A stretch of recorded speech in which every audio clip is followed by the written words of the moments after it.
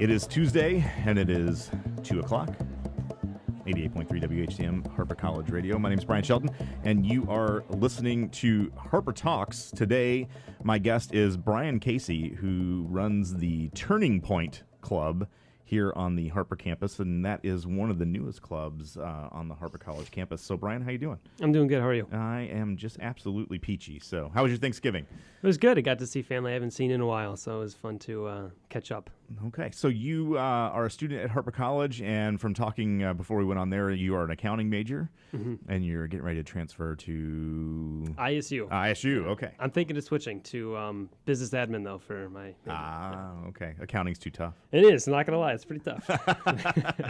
Okay, so you're here at the Harper College campus, and are you the president of Turning Point? I am. Okay, so you're the president of Turning Point. Yes. Tell us, in a nutshell, what the Turning Point organization is about.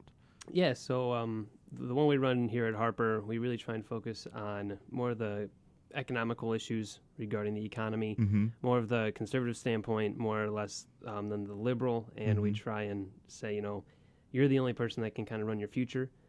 So when you have money, spend it wisely. Don't just, spend away everything. So we try and give that kind of twist on it, yeah. Okay. So what does that mean as far as Turning Point is concerned about what is conservative and what is liberal? Yeah, so I guess with one of the popular things that people will talk to us about is the healthcare. And so we've been waiting to kind of have a really good, meaty, in a sense, meeting with a lot of people there to talk about, maybe some of the pluses and the minuses of it, and just kind of talk our way through why it would or wouldn't be a good idea for everyone to have it. Because, a liberal kind of terminology or a liberal thing would be to tax a lot of people, and more of the conservative idea is to not tax as much and for you to spend that money to reinvest in the economy. Okay, so the how do I want to ask this? So Turning Point standpoint is that people shouldn't have access to health care? No, I think that the government, because my question would be if it's healthcare related, and this is the legit, I don't know. Yeah. How do the doctors and nurses get paid? Right. And I don't know. That's why I always really want to have a conversation about it with people, just because I actually have a few friends in my stats class. One or two of them, I believe, were from Canada, and so we were just talking about all that. And he told me that the way we have it now, we either need to jump all in to universal health care or jump all out. Because right now he said, this is Sam, that we have our toe like halfway in, halfway out of the water. And so, again, I am personally, I don't like the whole universal health care thing, but I do want to hear everyone's conversation, which is why I want everyone to come to the meetings. Y106, 1-2. That's my plug. Well, we were talking before the show started, and, I'm just going to, put out your personal information here. You were talking about staying on your mother's insurance until you're 26, right? Correct. Yeah. And so that is a benefit of what is the Affordable Care Act, what people commonly call Obamacare. So you're benefiting from Obamacare, but yet you're a member of an organization who wants to get rid of it. Yeah, no, I mean there are some good things totally that Obamacare did, and being 26 and staying out till 26 is really good. I like that. The problem is I think when you require the insurance companies to say, or other people to go to the insurance companies and say, I'm getting a colonoscopy done, and I need it to be covered, and it's happening kind of like tomorrow. The whole point of that is for you to be responsible to start paying into something that you might need or might not need, but to be responsible with your money and do it. So when the time comes, everything that you paid in, that company will be able to help you out with what you paid in, plus with everyone else doing it as well. Well, that's how insurance works. Right. Yeah. Right. Auto, life, health. Right. Paying into it. Right. But before, someone could just come up and go to the insurance company and say, hey, I need this covered and I need it tomorrow, but you haven't been paying in. So right there, everyone else's premiums are going to go up. And I'm not for that. I think you need to be paying into it. Sure. Yeah, absolutely. Okay, cool. I got you. Yeah. So tell me more about what the organization actually does on campus. You said you have meetings, so what do we do at that meeting? Yeah. So we meet Y106 on Thursdays from 1 to 2. And we usually will talk about some kind of issues regarding the economy of some sorts. This last week, I think we had one person show up.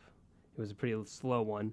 And we were talking, I think it was the training of the transgenders in the military, and then after all that training was done, all that money spent on it, then saying they couldn't be in the military, and we were just kind of talking about governmental waste, things like that, because they don't know how to balance really, because it's not a one size fit all kind of thing. Right. So we were just talking about some of that kind of government waste there. Okay. Yeah.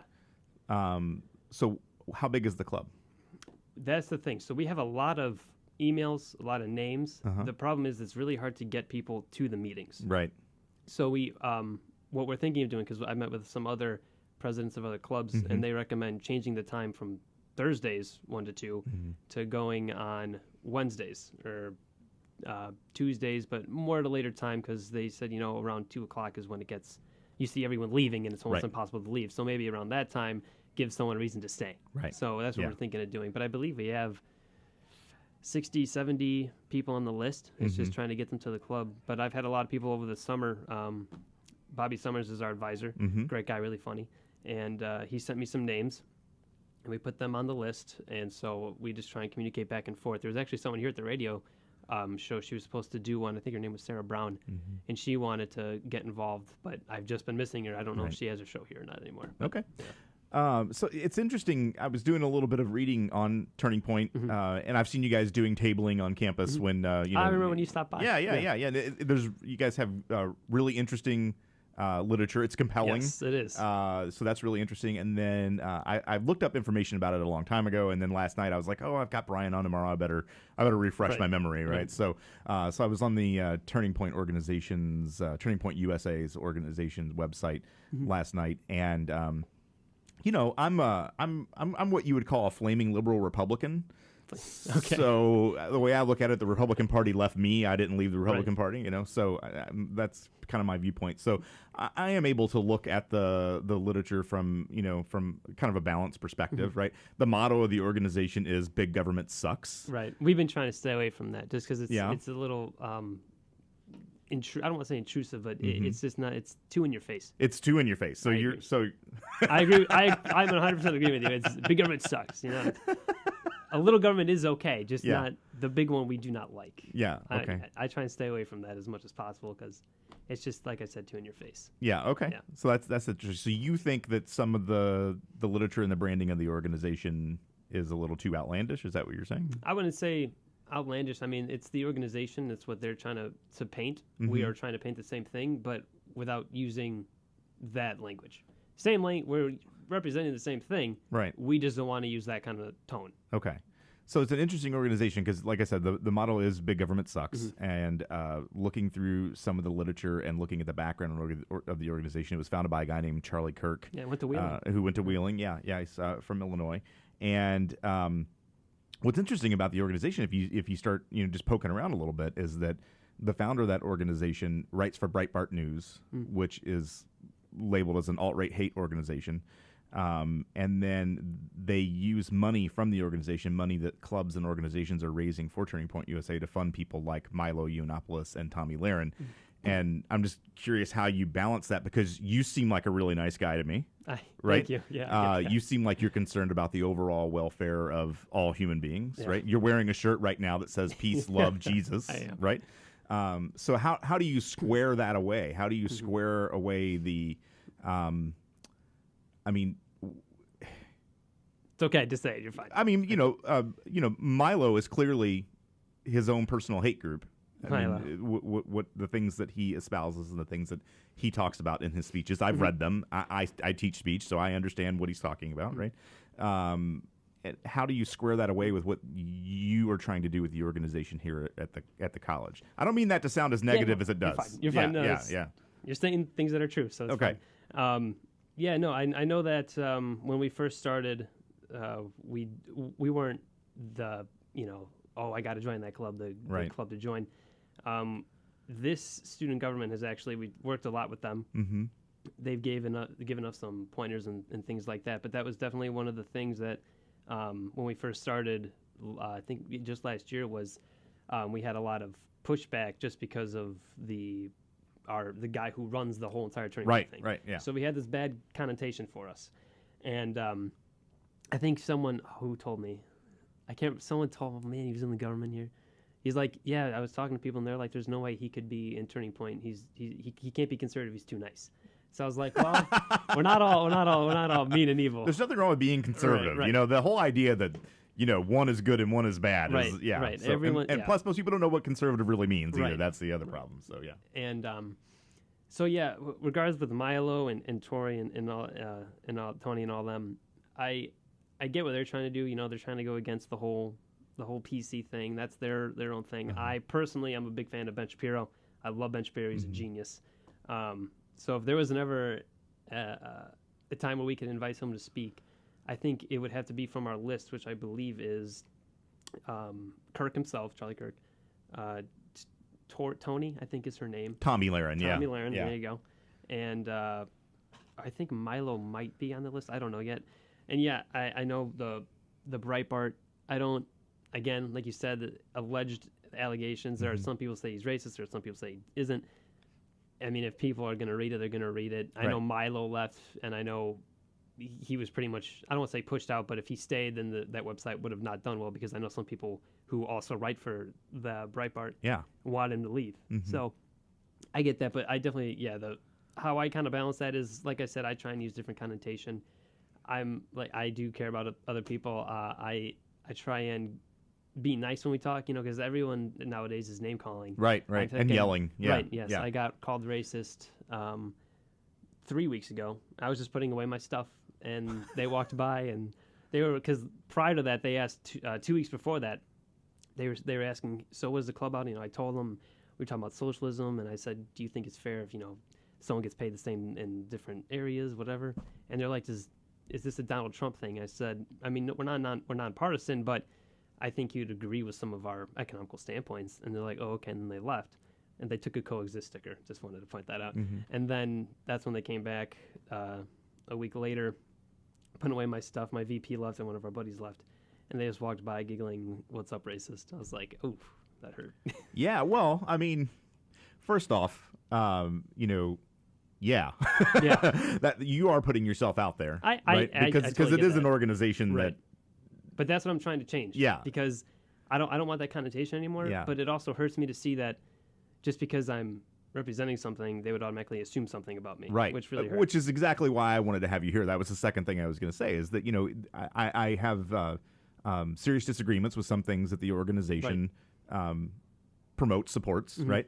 But I also am a firm believer in the First Amendment, and that everyone should have the right to organization, assembly, and free speech, and especially on a college campus. That you should be able to challenge ideas, to challenge ideas, and to have an organization on campus. And challenging ideas means challenging ideas that you don't necessarily agree with, right? We can't just sit and say, "Oh yeah, we all agree," right? That doesn't get us anywhere, right? Yeah, exactly. And I know that you know, we were talking about Milo earlier when he spoke on DePaul's campus. I was just visiting DePaul a couple of weeks ago. Yeah, I was very surprised they let him talk. Yeah, you know, they bring that's the problem, is they brought Milo onto campus and they let him speak, and there were literally fistfights outside of the student center there, right? Well, why can't people just sit down and listen to someone and listen to what they have to say, and then peacefully disagree with them, right? Or talk about it, right? And that's what you were saying, is people arguing, people yelling, people name calling. Yeah. We need to be able to sit down and have a conversation in this country. I agree. And talk about what's going on, right? So that's what I don't know. That's the thing that always bugs me, because I mean, I consider you almost a friend. I mean, we've been talking for a while. So a lot of personal things. Yeah, we know each other. So just because we disagree politically doesn't mean we can't be friends. And I feel like that's what's happening. Like, I have a bunch of liberal and Democrat friends. I have a bunch of Republican friends, but we still get along because we know politics doesn't define us. We're much more than that. Well, the things that we disagree about are much smaller than the things that we agree about, I would probably assume, right? So there's a lot more common ground there than there is negative. Than there is negative ground, right? And so to establish relationships based on negative ground seems like a bad call. Yeah, right? No, I agree with that, which I feel like that's what's happening in politics all over the place. Yeah. There's this idea that everything needs to be black and white. It's cut and dry, line right down the middle, and that's the way it is. And that's not it at all. Very tough. Yeah. So how do you attract more people to an organization? It's a good question. I mean, obviously, if you had the answer to this question, you'd have more people, right? Right, of but course. How do you We'd attract, have school. No. Yeah. How do you attract more people to an organization that many people see in a negative light, right. You know? Yeah. That's a lot of we've been asking that, me and my the vice president Jameson, for pretty much ever since we started. You know, how do we how do we approach people when we're tabling without, saying, hey, big government sucks. Do you think it does, something like that? So honestly, after a good amount of thinking, I think it's just kind of asking the right questions. We've also asked other people walking by our table, hey, what do you think is the best way? Getting insight from other students who are going to be subject to us asking a question.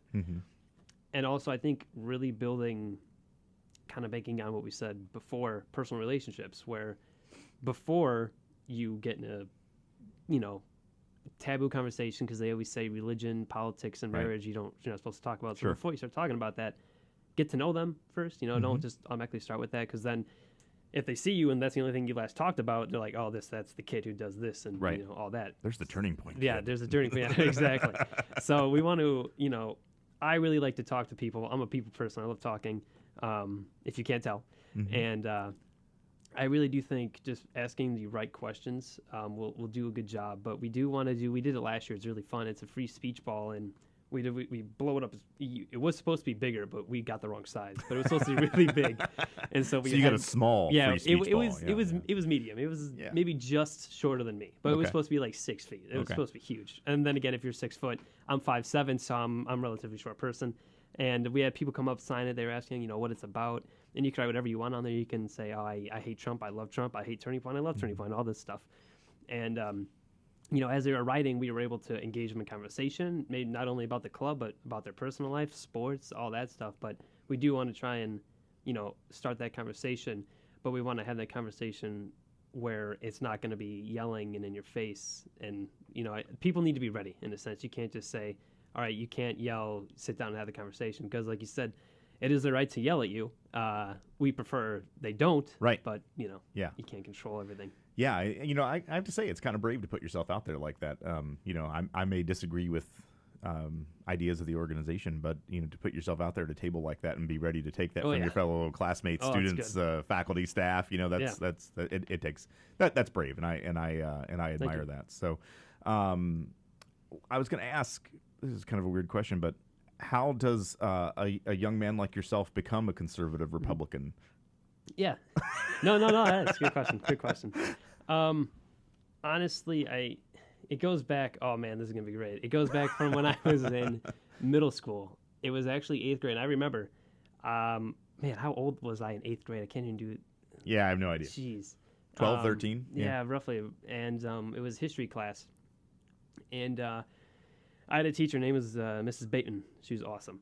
And during that class, we would talk about politics sometimes. And we were so little. I was like, what the heck is this? I got a Newsweek thing with Obama and McCain in that election. And so I would watch the debates, actually. I think it was, the McCain and the Obama debates.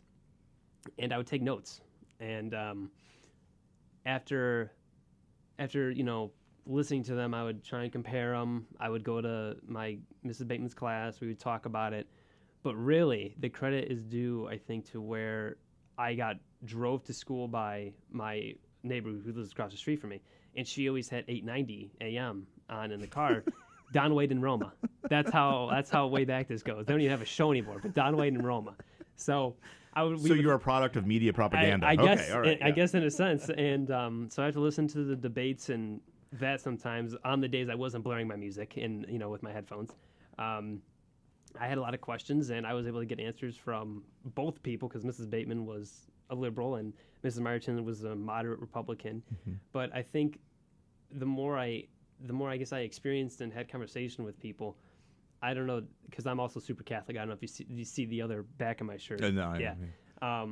Super Catholic. I am traditional. We need to bring the Latin Mass back, baby. It's gonna be great.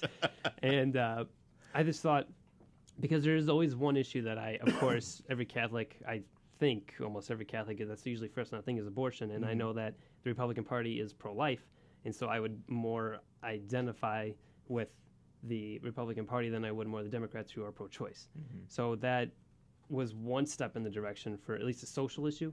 But economically, I just think the idea of conservatism makes sense to me. That's all. Okay. Yeah. Interesting. Yeah, it pretty much started when I was in 8th grade and when the teacher forced us to, I shouldn't say forced, we had the option to do it or not to do it, but to look at news articles and watch the debates, take notes, all that good stuff. Okay. Well, I'm glad that a teacher is having you do that. I know, right? Yeah, that's great. That's fantastic. I love it. So speaking of teachers, I wanted to ask, one of the most interesting things about the organization is that it has a professor watch list. It does. So tell me about the professor watch list. It does. Honestly, I don't know much about it. We have looked at How do I get on it? I know. No, we wouldn't have put you on. Are you kidding me? No, I'm saying, how do I get on it? Sign me up. No, don't get on it. You don't want to be on it. It's whatever. We've in one of the meetings when we were first starting out and no one really knew about us yet, we were just looking at it like, what's this about? So, we've seen some of the reasons why teachers are on there and whatnot, but I think one of the main things that Bobby told us is, hey, you can have the club, but you can't have anyone on the watch list. And I was fine with that because I'm not in the business of calling people out. Mm-hmm.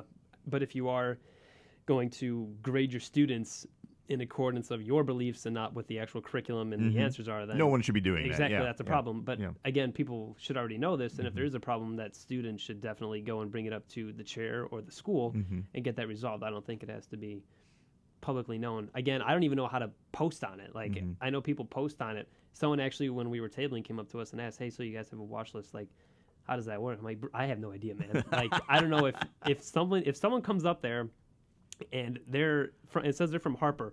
Me and Jameson, we're probably in trouble, and we don't even know how to do it. Yeah. I don't know if you have to just send in like an email request, or if the people who actually run that Turning Point get to do it. I really have no idea. Okay. But that was one of the things he said we had to stay away from, and I was fine with that. Yeah. I don't think we need to.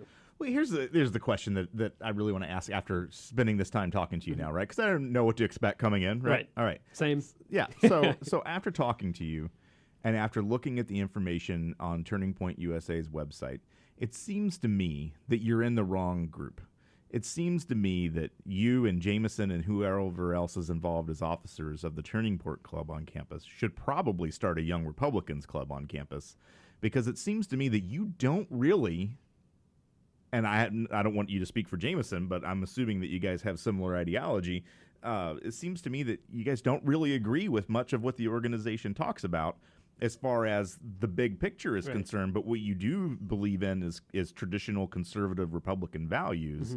And really, Turning Point isn't really about traditional conservative Republican values. It's about more attacking liberal values. Right, so, well, yes. It just seems inaccurate to me that that you would be a part of an organization like that rather than forming a Young Republicans Club. Does that make any sense to you? No, I get that. Okay.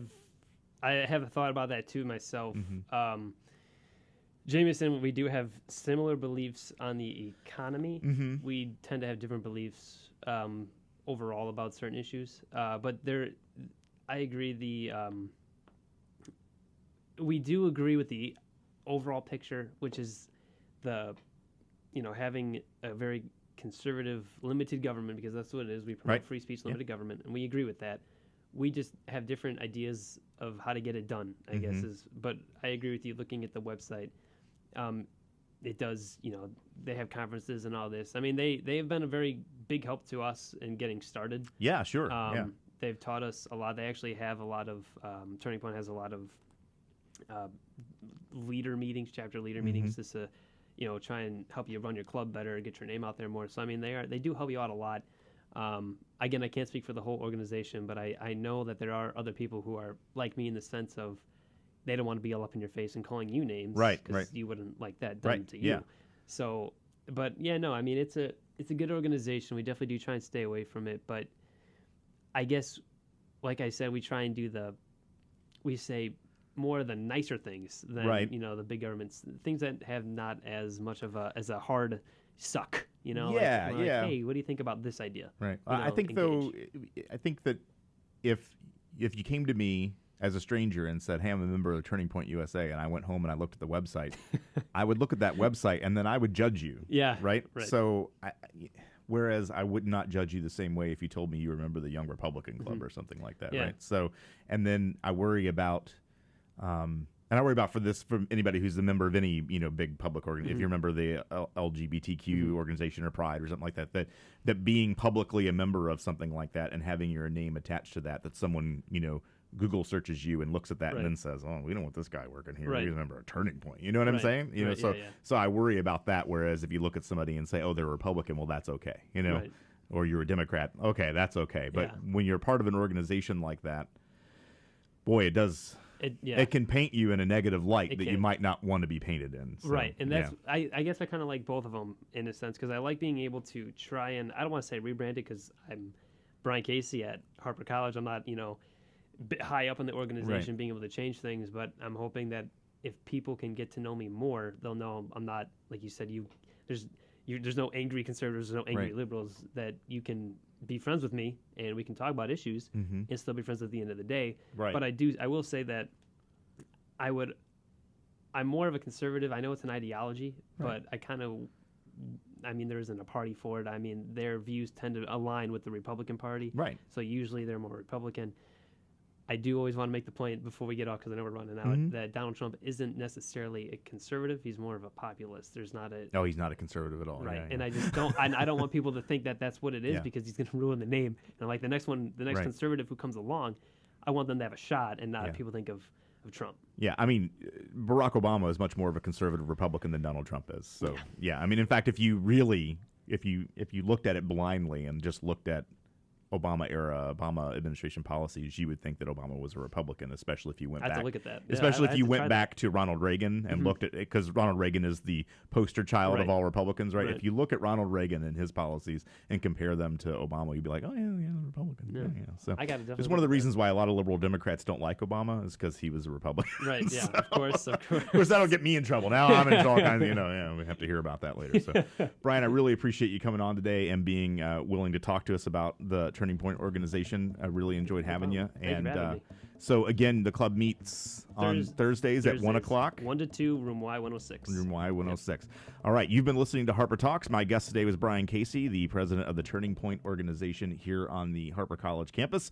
We will be back next Tuesday. Whoa, oh my goodness, all kinds of stuff is happening. Anyway, we'll be back next Tuesday. Talk to you soon. Bye. Next thing I know, I'm face-to-face with Smokey Bear. Wow. And he told me it only takes one spark to start a wildfire. Did you know 9 out of 10 wildfires are caused by humans? I had no